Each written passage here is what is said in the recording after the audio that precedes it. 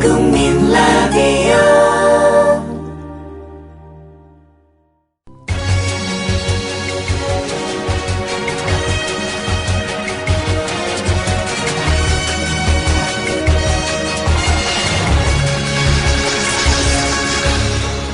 이강인의 예리한 시각.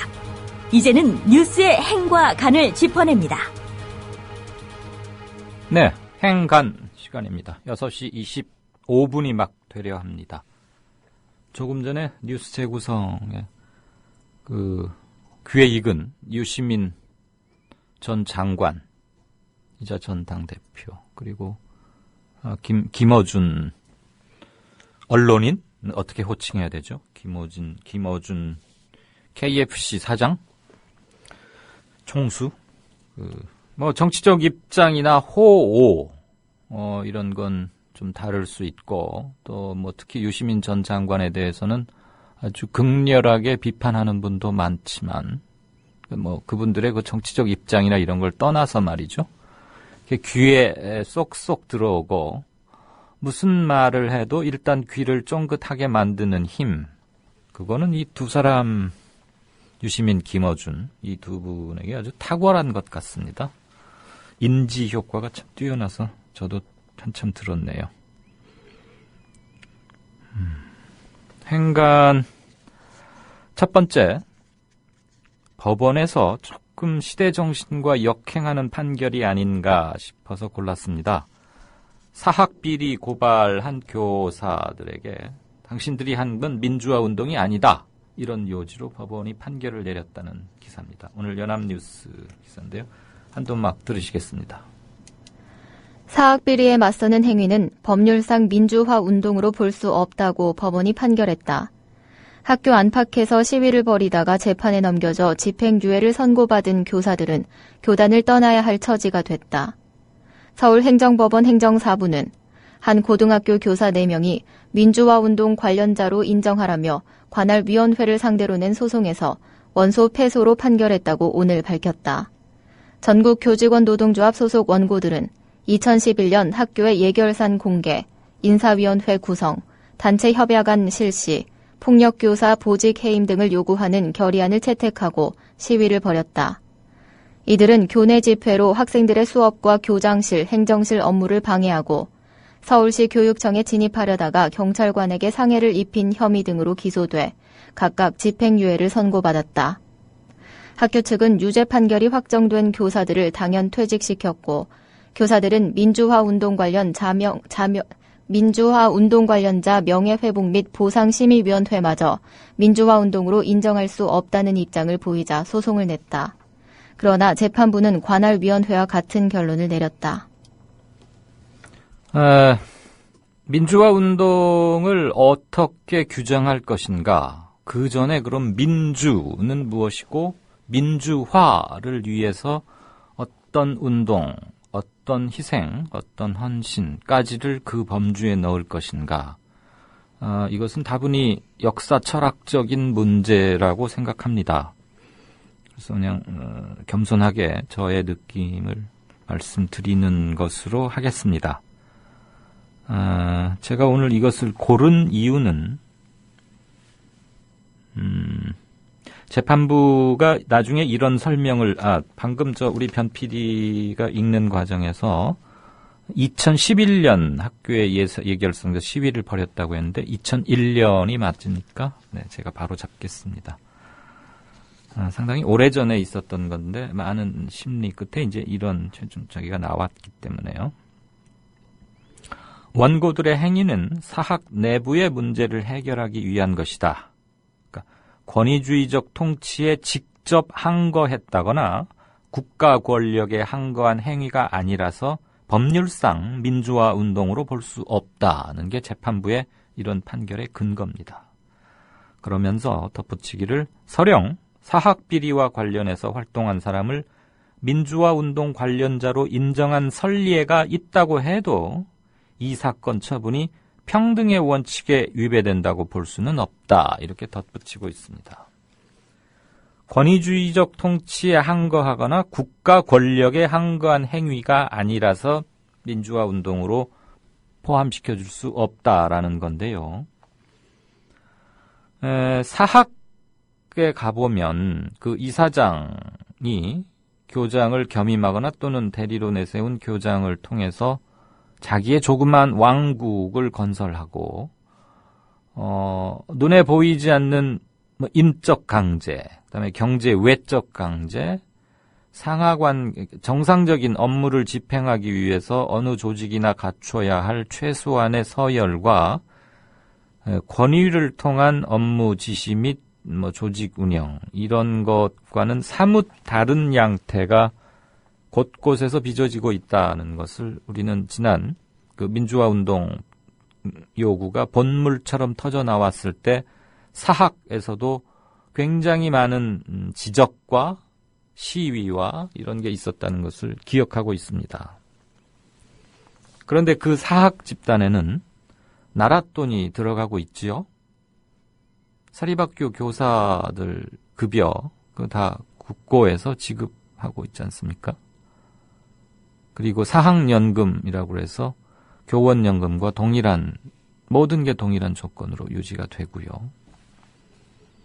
그러면서 사학들은 이를테면 자유령 사립고라거나 특목고 이런 거에서는 좀 더 자기들만의 다른 혜택을 받아야 한다고 주장하고 일부 관철해 오고 있고요.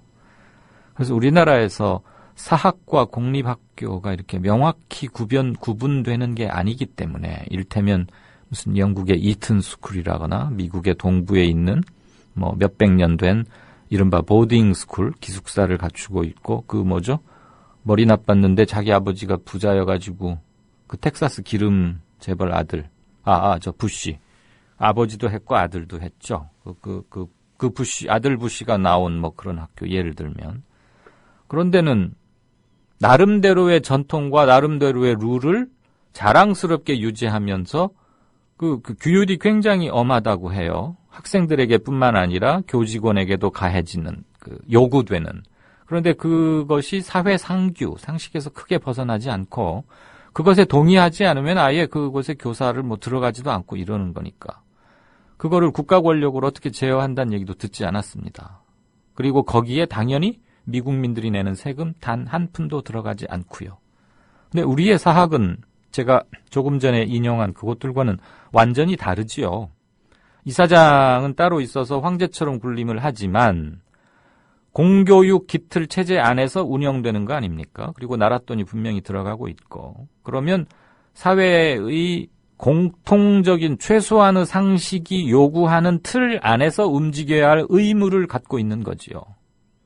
그런데 이사장 또는 교주의 전횡에 맞서서 올바르게 고쳐보겠다고 한 것을 국가 공권력에 저항한 게 아니고 사립학교 이사장이라는 개인에게 저항했다고 해서 이것을 민주화 운동이라고 볼 수 없다라는 법원의 판결은 법학 공부를 많이 하신 꼼꼼한 법리를 꼼꼼하게 따지는 분의 입장에서는 그게 옳은 견해일지 모르나 판사들이 오죽 많이 생각해서 했겠습니까?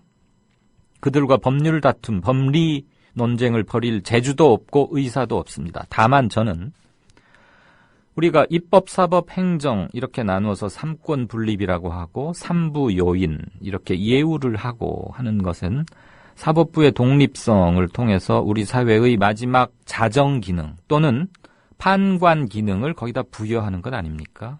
그렇다면 현실과 함께 호흡하지 못하는 사법부는 당연히 국민과 유리될 수밖에 없는 것이고 비현실 세계에서 캐캐묵은 법리 논쟁만 벌이는 고리타분하고 딱한 사람들로 인식될 우려가 크다는 얘기죠.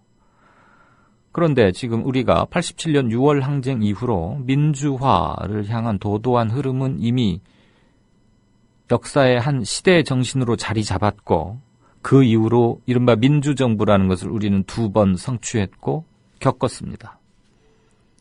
정권의 진동추에 의해서 앞으로 보수계열의 정권이 지금 잡고 또 이게 좀 더 길어질 수도 있고 또 다시 변혁이나 변화, 개혁을 추구하는 정치 그룹이 집권할 수도 있는 겁니다. 그렇게 집권의 추는 왔다 갔다 하지만 사법부가 어느 쪽이 득세하느냐에 따라서 그쪽 비위에 맞추는 판결을 내린다면 우리는 삼권 분립이라고 대우해 줄 필요가 없는 것이죠. 청와대 산하 무슨 사법 담당 이렇게 하는 건 아니지 않습니까?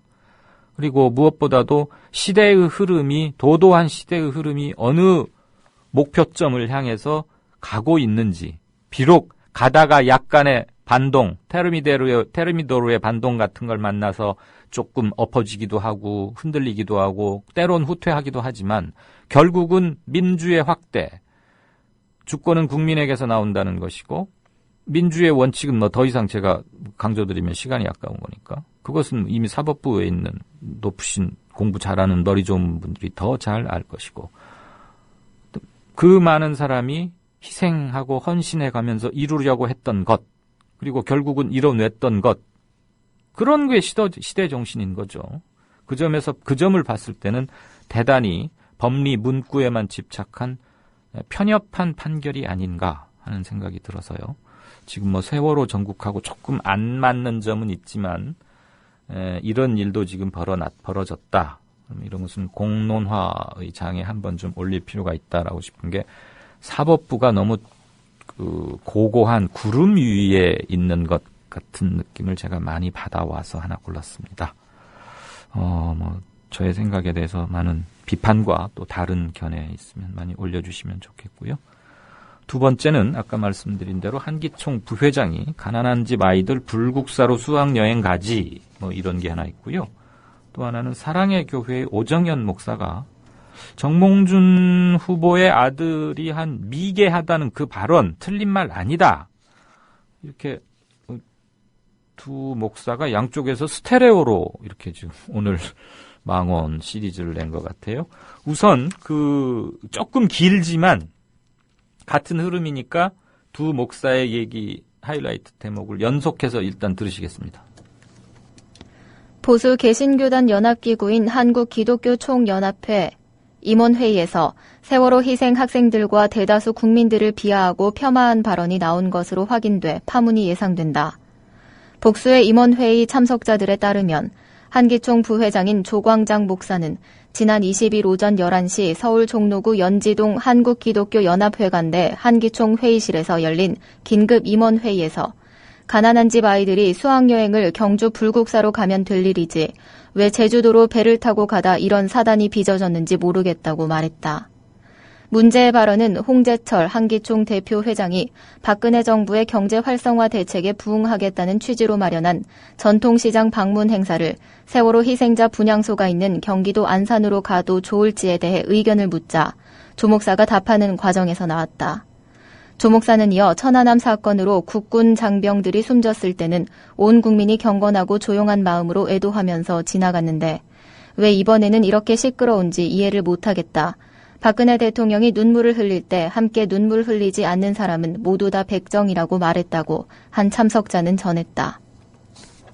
네, 사랑의 교회 오정현 목사의 말씀도 함께 들어보시죠. 조광작 한국기독교총연합회 부회장이 가난한 집 아이들이 수학여행을 경주 불국사로 가면 될 일이지 왜 제주도로 배를 타고 가다 이런 사단이 빚어졌는지 모르겠다며 세월호 참사로 희생된 단원고 학생들을 모욕한 사실이 알려진 가운데 이번엔 오정현 사랑의 교회 담임 목사가 정몽준 서울시장 후보 아들의 국민 미개 발언이 틀린 말이 아니라고 말해 무리를 빚고 있다. 오 목사는 지난달 27일 미국 로스앤젤레스 남가주 소재 사랑의 교회에서 목회자들을 대상으로 한 세미나에서 여러분 아시지만 한국은요, 이번에 정몽준 씨 아들이 세월호 희생자와 실종자 가족들을 향해 미개하다고 했잖아요. 사실 잘못된 말이긴 하지만 틀린 말이 아니거든요. 라고 말했다. 오 목사는 아이답지 않은 말을 해가지고 어려움을 겪고 있는데 세월호 피해자들이 총리에게 물을 뿌리고 인정사정이 없는 거야. 몰아붙이기 시작하는데 라며 세월호 참사 희생자 가족들을 싸잡아 비난했다. 당시 오 목사는 최근 자신의 박사학위 논문 대필 의혹에 대해 해명하는 과정에서 이 같은 문제의 발언을 한 것으로 알려졌다. 오 목사는 세미나 도중 녹음하는 사람이나 안티가 있냐고도 말했다. 자신의 발언이 문제가 될 수 있다는 것을 스스로 인식한 것이다. 네, 두 목사님의 거룩한 말씀을 연달아서 들었는데요. 한기총의 조광장 목사 얘기는 아까 아는필 기자하고 나눌 때도 잠깐 했으니까 우선 오정현 목사 얘기를 한번 들어보죠. 저는 신앙의 대상으로는 어떤 종교도 갖고 있지 않습니다. 공부를 조금 해볼 생각은 있지만요. 그래서 종교인이 아니기 때문에 이런 것을 도마에 올리기가 매우 조심스럽기는 합니다. 그리고 어느 종교를 갖고 계시든 특정 종교를 비하하거나 폄훼하거나 그럴 생각은 전혀 없다는 것을 미리 정중하게 말씀을 드립니다. 제가 알고 있기로 사랑의 교회는 최근에 그 강남 서초동인가 어디에 아주 웅장하게 건축학적으로도 그렇게 큰 교회를 짓고 그런 곳으로 알고 있고, 여기에 옥한흠 목사시던가요? 그분 굉장히 대중적으로 유명하다고 하는데, 이 오 목사의 발언 마지막 부분에요. 녹음하는 사람이나 여기 안티가 있냐? 이렇게 물었어요. 얘기를 하다가. 그 말은 스스로 자기 자신이 뭔가 떳떳이 못하고 폐쇄된 그룹에서만 그냥 우리끼리 속닥속닥 한번 좀 맘 놓고 비틀거나 이렇게 해보자라는 게 깔린 거거든요.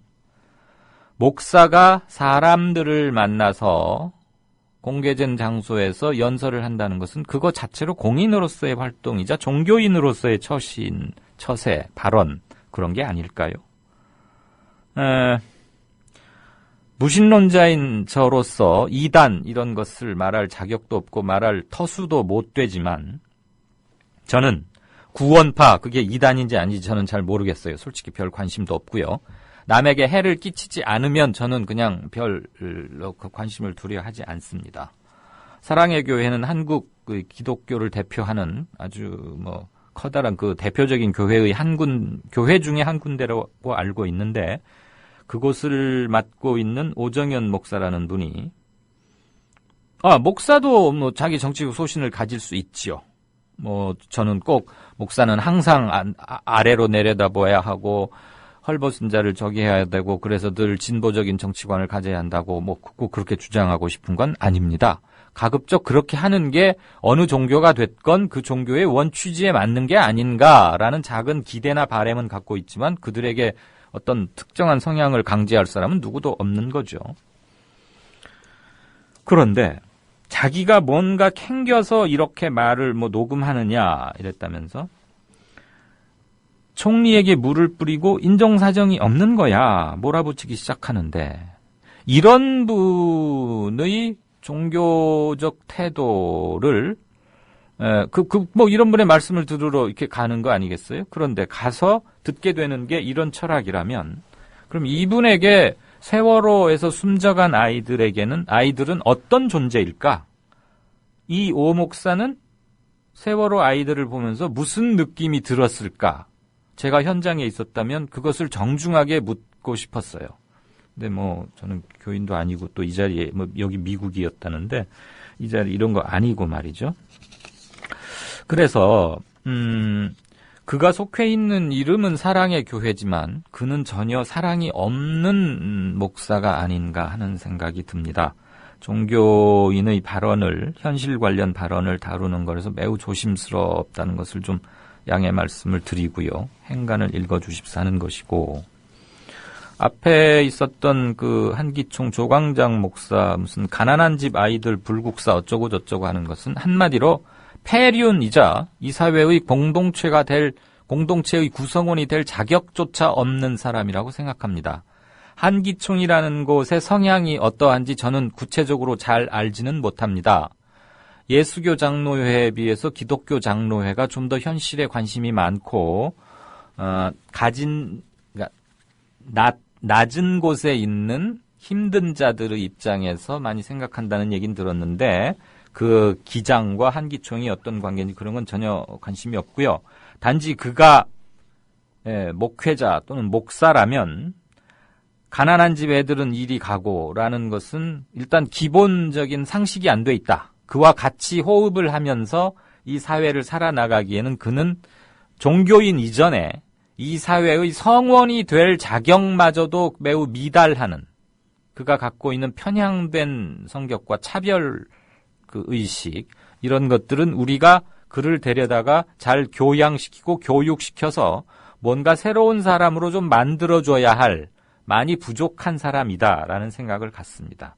그런데 그가 한국 교단의 꽤 커다란 지위를, 영역을 차지하고 있는 한기총이라는 집단의 부회장까지 맡고 있었다 하니 한심하다고 할 수밖에 없고요. 종교인 이전에 저는 그를 인간적으로 좀 비판하고 싶고, 그가 이 말이 문제가 되니까 물러나면서 했다는 그 변명 아닌 변명은 더 사람에 대한 그 연민조차도 못 느끼게 하는 그런 걸 느낍니다. 도대체 설령 세월호가 이렇게 300여 명 사망이라는 대참사가 아니고 한 3명 정도가 아깝게 희생당했다고 칩시다.